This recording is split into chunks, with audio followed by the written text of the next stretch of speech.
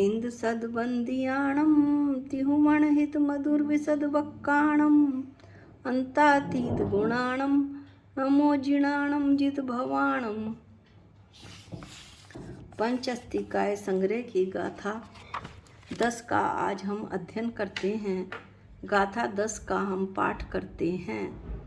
दव्वम सल्लक्षणीयम उपाद वै धुवत संयुक्तम गुणपज्याया स्वयं वा जम तम भणति सवर्णहु।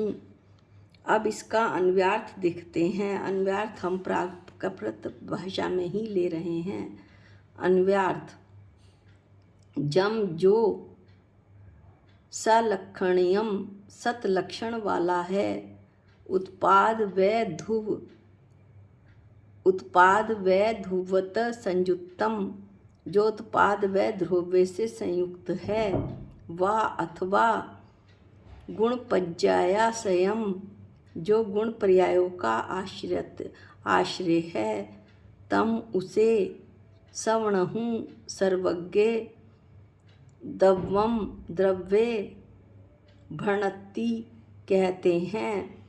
जो सत लक्षण वाला है, उत्पाद व ध्रुव से संयुक्त है अथवा जो गुण पर्यायों का आश्रय है, उसे सर्वज्ञ देव द्रव्य कहते हैं। यहाँ 3 प्रकार से द्रव्य का लक्षण कहा है। सत द्रव्य का लक्षण है, उत्पाद व ध्रुव द्रव्य का लक्षण है, गुण और पर्याय द्रव्य का लक्षण है। तत्वा सूत्र के 5वें अध्याय के जो 28, 29 और 38 सूत्र हैं, वो इसी में से लिए गए हैं। सद द्रव्य लक्षणम उत्पाद व ध्रुव्यम युक्तम सत गुण पर्यायवद द्रव्यम। सद द्रव्य लक्षणम द्रव्य का लक्षण सत है। उत्पाद व ध्रुव्य युक्तम सत जो उत्पाद व ध्रुव्य इन दोनों से युक्त है वह सत है। गुण पर्यायवद द्रव्यम गुण और पर्याय वाला द्रव्य है। इस तरह ये तीनों सूत्र, क्योंकि उमाचंद आचार्य जो स्वामी थे वो कुंदकुंद आचार्य के पट शिष्य थे, तो ये तीनों सूत्र इसी गाथा से लिए गए हैं।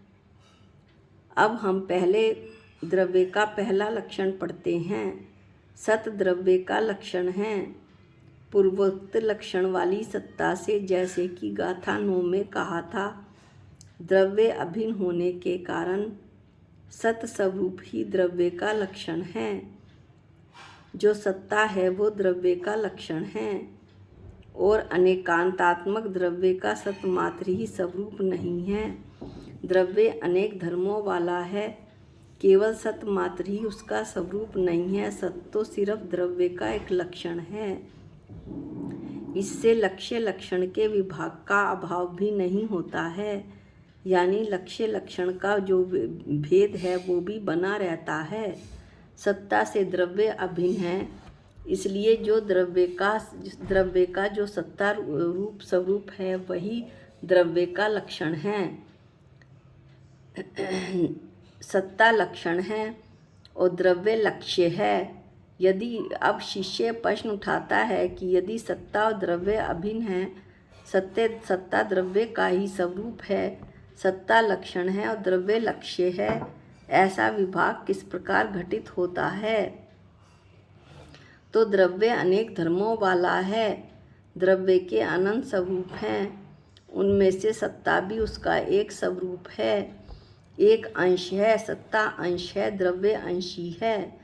सत्ता गुण है, द्रव्य गुणी है, इसलिए अनंत स्वरूप वाला द्रव्य लक्ष्य हुआ और उसका सत्ता नामक स्वरूप लक्षण हुआ। इस प्रकार ऐसा लक्ष्य लक्षण विभाग अवश्य घटित होता है। इसीलिए यह बिना किसी बाधा के ये बात सिद्ध हो गई कि सत द्रव्य का लक्षण है। अब हमारे लिए इसमें से क्या निकलता है? तो हमारे लिए यह बात निकलती है कि जब सत द्रव्य का लक्षण है तो मेरा जो लक्षण है वो भी चेतना मेरा लक्षण है। जीव द्रव्य का लक्षण चेतना है, जानने और देखने वाला है। और वो उसका एक अंश मात्र है, वैसे मेरी आत्मा अखंड गुणों का एक अखंड पिंड है, अनंत गुणों का एक अखंड पिंड है। ये बात निकलती है। अब दूसरा हम लेंगे विशेषण उत्पाद व ध्रुव्य द्रव्य का लक्षण है। एक जाति का अविरोधक, एक जाति का विरोध न करने वाला। द्रव में कर्मभावी प्रभाव का जब भावों का प्रवाह होता है तो किसी एक जाति का खंडन नहीं होता। जिस जाति में कर्मभावी भावों का प्रवाह होता है उस जाति का खंडन नहीं करता है द्रव्य, न उसे तोड़ता है, अर्थात जाति अपेक्षा से सदैव एकत्व ही रखता है। यदि पुद्गल का व्यय हो रहा है तो पुद्गल का ही उत्पाद होगा और पुद्गल ही ध्रुव्य रहेगा। यह नहीं कि पुद्गल का व्यय हो गया, जीव का उत्पाद हो गया और ध्रुव्य कोई और द्रव्य हुआ, ऐसा नहीं होता। तो एक जाति का अवरोधक ऐसा जो कर्म भावी भावों का प्रवाह है, कर्म भावी भावों का जो प्रवाह चलता है क्रम से, उसमें जो पूर्व भाव का विनाश है, यानी कि पहले भाव का जो नाश हो रहा है सो तो वह है। उत्तर भाव का प्रादुर्भाव, जो अगला भाव है वो उत्पन्न हो रहा है। बाद के भाव की अर्थात वर्तमान भाव की उत्पत्ति जो हो रही है सो उत्पाद है। पूर्व और उत्तर भावों के, पूर्व यानी पहले और उत्तर माने बाद में, भावों के व्यय उत्पाद होने पर भी, उत्पाद और व्यय होने पर भी सब जाति का त्याग जो नहीं करता है सो ध्रुव्य है। ये कहते हैं कि यद्यपि जो पूर्व भाव है उसका तो विनाश हो गया है और उत्तर भाव का उत्पाद हो गया है, लेकिन ध्रुव्य क्या है? जो अपनी सब जाति का त्याग ना करे वो ध्रुव्य है, यानी उत्पाद और व्यय में एक ही द्रव्य रहता है। यदि यह बात हमारी समझ में आ जाए कि अपनी जाति का त्याग नहीं हो सकता, अर्थात सब जाति का त्याग नहीं जो करे सो ध्रुव्य है, तो शरीर को अपना मानने का भाव चला जाएगा, क्योंकि शरीर एक अलग द्रव्य है और मैं चेतन भगवान आत्मा एक अलग द्रव्य हूँ। मिथ्या दर्शन ही यही की मूल जड़ यही है कि अपने को भूलकर, कि मैं चेतन भगवान आत्मा को भूलकर पूरे विश्व को पर मानता हूँ, पर को अपना मानता हूँ, कि मैं शरीर ही हूँ। जो कुछ शरीर में घटित हो रहा है वो मेरे साथ घटित हो रहा है, ऐसा मैं मानने लगता हूँ। यदि मैं यह ना मानूँ और ये मानूँ जो बात सत्य है कि मैं एक चेतन भगवान आत्मा हूँ, इसके अलावा मैं वैश्व में कुछ भी नहीं हूँ, तो मेरा जो मार्ग है वो संसार खत्म होने की तरफ चल पड़ेगा। इस प्रकार से हमें इससे बात से सब जाति का त्याग सो ध्रुव्य है, इससे हम भेद ज्ञान कर सकते हैं। अब इन्होंने बताया कि वे उत्पाद व द्रव्य कैसे हैं, सामान्य आदेश से अभिन्न हैं। सामान्य आदेश यानी सामान्य आदेश यानी कथन, आदेश यानी वचन,